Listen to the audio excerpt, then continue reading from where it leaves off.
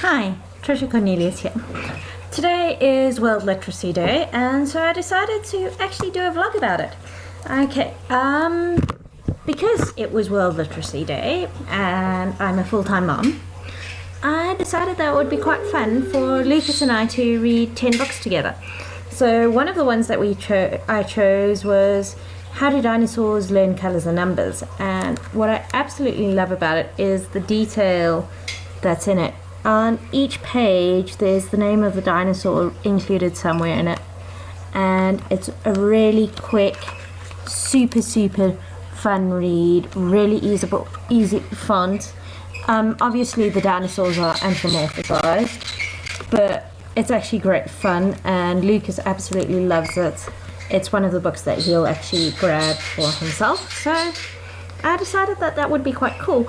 And what I actually did is, because the final line in How Do Dinosaurs Count to 10 is and 10 books to read and that is all, I decided to grab 10 books. So this was one of the 10 books. Of course, on a World Literacy Day, we had to do Lucas's favorite book, and you can see it is his favorite book because it's chewed and it's covered in sticky and it is absolutely falling to pieces. You can see the spines over there. This was a brand new book about a year ago, but it's now not anymore. I can recite the story from memory, so I'm very grateful that Neil Gaiman actually was mindful of this stuff when he actually wrote it. It's beautifully illustrated and it's quite fun to play a game of spot the snail everywhere. So yeah, it's a great fun little book, and this is something in my avoid a temper tantrum toolkit, because if I bring it out I can generally head off a temper tantrum, which is huge. Okay, the next book that we read is an Afrikaans classic, which one of Rand's colleagues actually recommended to him. And yeah, it's a very sweet story about a little fairy called Babalola. I must admit that I'm sometimes a little bit uncomfortable reading in Afrikaans still, but we're getting there, and so they'll just take it as it goes. The remainder of the books that I chose were all in the Let's Read series, and this was a brilliant spur-of-the-moment decision that I did to buy this. And I bought the set because two of the books were by Chris Riddle, and I had first encountered Chris Riddle through Neil Gaiman's works, and I love Neil Gaiman, and why not? It was 400 Rand, which is less than $40 for the 20 books, and it worked out really well. Huge fan. They're great fun. Lucas loves them, and I actually enjoy reading them too. I must admit I was actually very surprised, because I did not think that Dr. Seuss would ever get displaced as my favorite children's author, but Julia Donaldson has dethroned him.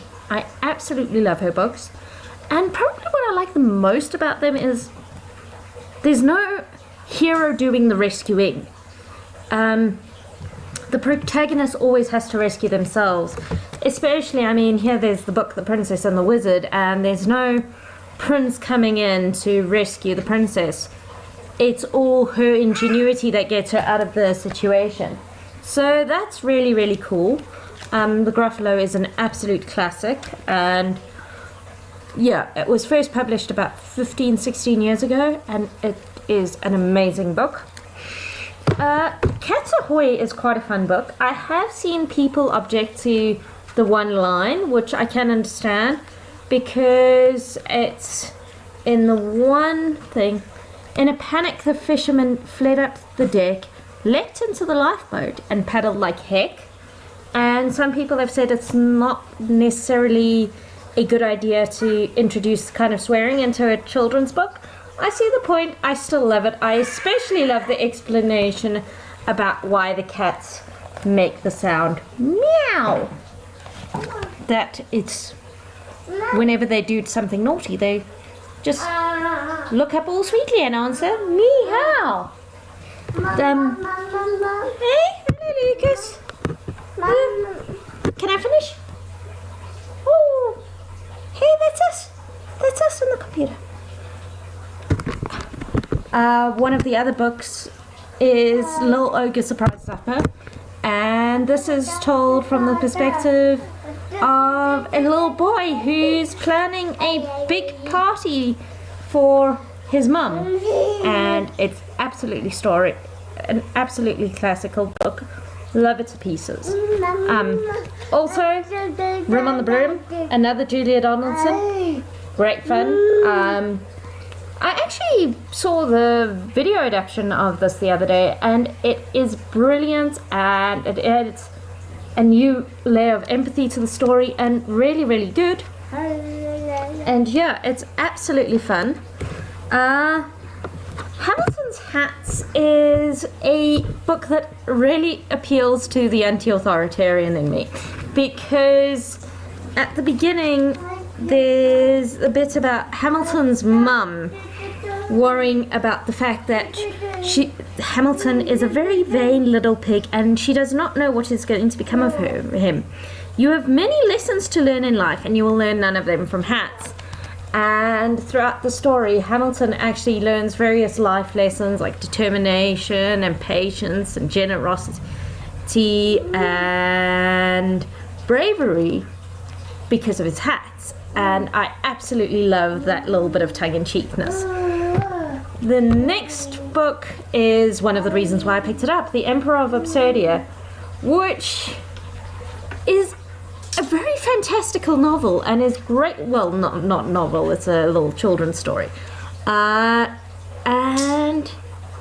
you're not quite sure what's real in the story and what's the imagination, and I actually really, really enjoyed it. And you don't know if it's a dream within a dream, or if the story that the emperor had, that was told of the emperor, was the emperor's dream.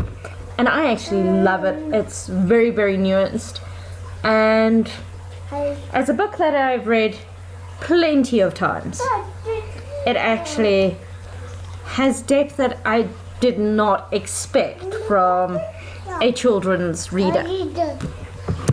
The final book that we're going to be reading tonight is still The Gruffalo's Child, which is the sequel to The Gruffalo, and